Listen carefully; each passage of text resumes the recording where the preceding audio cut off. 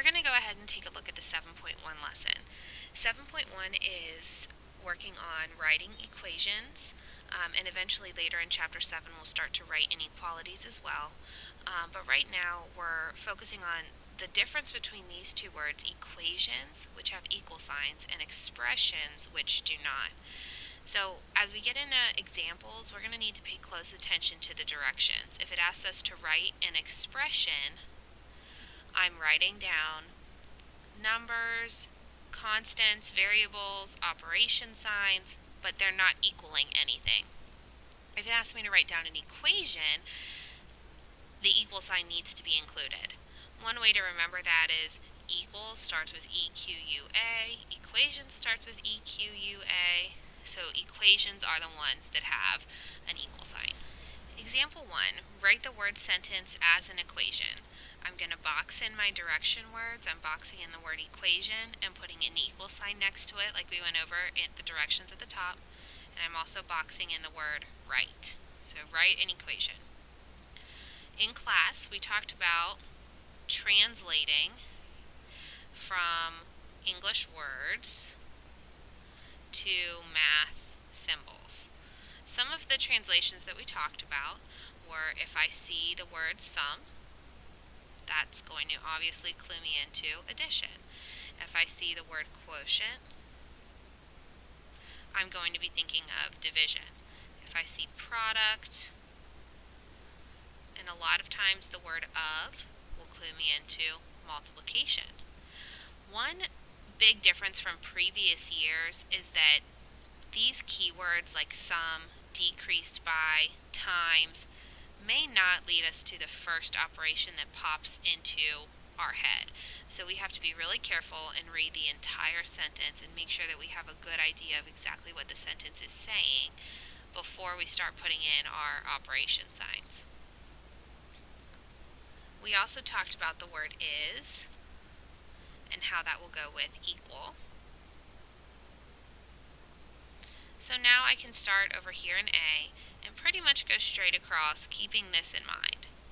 The sum, so I'll put down an addition sign, of a number.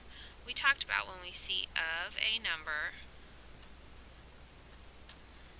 if we see that phrase, they're wanting us to write down a variable. And it'll be the variable that's given right after that phrase. So the sum of a number n and 7 is 15. A lot of times students will then say, well, can I do 7 plus n equals 15 and get the same answer? In Chapter 3, they learned about the commutative property of addition, and so I can move variables and constants around as long as I have addition or multiplication. So we can remember from Chapter 3 that I can do that. That's the commutative property, so either answer would be acceptable.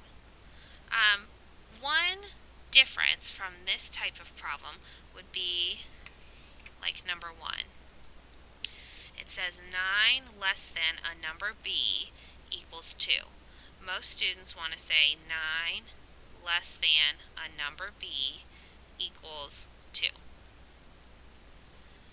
Then some students will say b minus 9 equals 2, and then in class we've kind of been debating back and forth about which one of these would be correct. Well, unlike A at the top of the page, we know that both of these cannot be correct because this is a subtraction problem. So the commutative property does not apply, we cannot flip them around, so only one of these is correct, one of them is incorrect. And what we talked about in class was, instead of just thinking of this as a variable b, we'll put the number 10 in to help us make sense of this. If I ask a student, what number is 9 less than a number 10? They would say, well, 9 less than 10 equals 1. And in their head, they're doing 10 minus 9 equals 1. So then we can come back down here and quickly figure out, well, then I did b minus 9 to help us distinguish between which order is correct. So the correct answer here would be b minus 9. So that's going to be a common mistake, where if if 9 comes first in the problem, that does not mean that 9 is necessarily going to come first in the math sentence. We have to make our best judgment. Example 2. We're again writing an equation, but this time we're putting it in a word problem instead of just having a simple sentence. So automatically they're pulling in a lot more problem solving skills and reading comprehension skills. One piece of advice that I always give students before they start a word problem is to try to put themselves into the problem, try to maybe close their eyes for a second, imagine what's going on. Sometimes that can clear up a lot of the misconceptions right away. The problem says 10 servers decorate 25 tables for a wedding.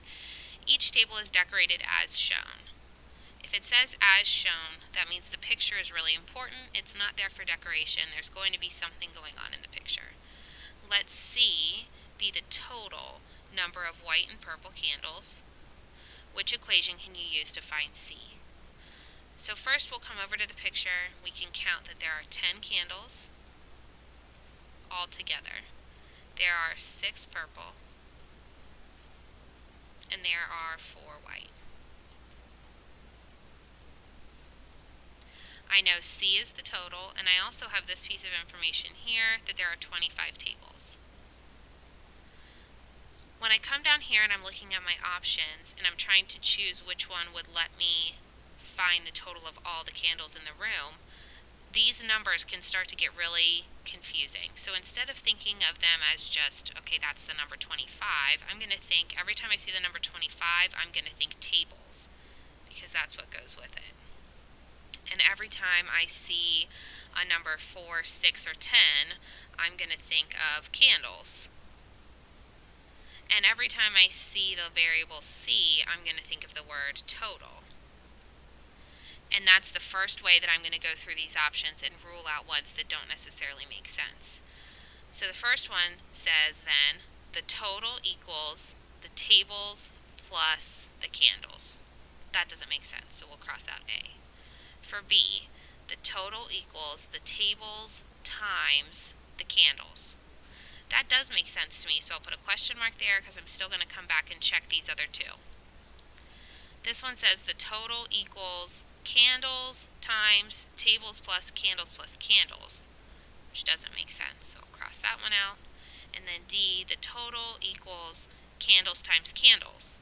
That doesn't make sense. So pretty quickly we can figure out our answer is B. Example 3. Anytime we see the words real life application, this is really the type of problem we want students to be able to solve.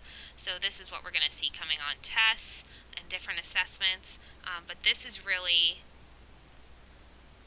kind of the type of problem that's going to put in the basic skills from example 1 and really make them apply those skills a little more. So again, real life application problems are important. It says after 2 rounds, 24 students are eliminated, so I might circle 24 and then eliminated and connect them to keep those together in my mind. From a spelling bee, there are 96 students remaining. Write an equation, so that's an equal sign, you can use to find the number of students that started the spelling bee. So the first thing I'll do is put my equal sign down. I know I'm writing an equation, it has to have an equal sign. They want me to find students that started the spelling bee. I don't know how many that is, so we need to use a variable there. I pick S because started starts with an S, so I can say S equals the students that started the spelling bee equals, and in class we had to talk about what the word eliminated meant and how spelling bees work. For some students who had never been in a spelling bee, this word problem was hard to understand. So we had to talk about eliminated and write down that that means you're out. Remaining means you're still in. So to figure out how many started, I would take the number of people that had gotten out and add it to the number of people who were still in. And that would give me the total of the people who started in the spelling bee. This is the answer that they want. Students will be really tempted to say S equals and start adding up 24 plus 96. But they want me to write an equation that I can use to find the number of students that started the spelling bee. They're not asking me to solve the equation. So we have to pay careful attention to directions again, that If they want me to solve it, it will say write and solve an equation, or write an equation to find out. So we have to be careful that we're following directions. Some students think if they put 24 plus 96 and add that up, 9, 10, 11, 12, and have this, that they would get full credit. A question like this would probably usually be a 2-point question. This would earn 2 points. This would earn 0 points. They don't have an equal sign. They don't have a variable. They're not writing it out as an equation in any way, even though they're understanding the main idea of what's going on in the problem. So directions are key throughout this chapter. Thank you for watching 7.1, and as always, if you have any questions, please feel free to contact me.